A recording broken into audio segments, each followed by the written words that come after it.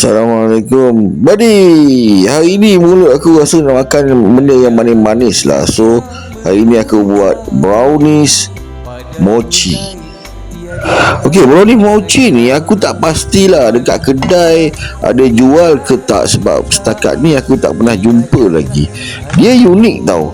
Gigitan bila kita gigit dia tu, bila kita makan tu, di luar tu dia rangup macam brownies, tapi bila sampai bahagian dalam dia macam mochi. Dia kenyal-kenyal, dia cuy-cuy.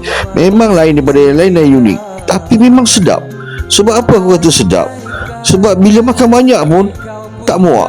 Terus terang aku cakap, masa brownies mochi ni dah siap, bukan takat aku je teruja, anak-anak aku pun masing-masing semua dah teruja. Masing-masing semua tak sabar nak makan. Jadi untuk video brownies mochi ni aku memang tak sempat nak buat video aku makan. Masing-masing semua dah teruja nak rasa kan. Jadi bagi penggemar, kalau korang penggemar kek coklat ataupun brownies coklat, korang boleh try buat brownies mochi ni.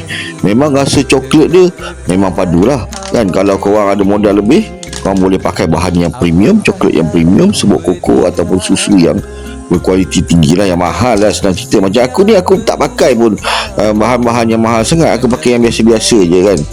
Tapi rasa dia tak terkalahkan. Memang sedap. Macam yang aku cakap macam ni, dia sedap dan tak memuakkan.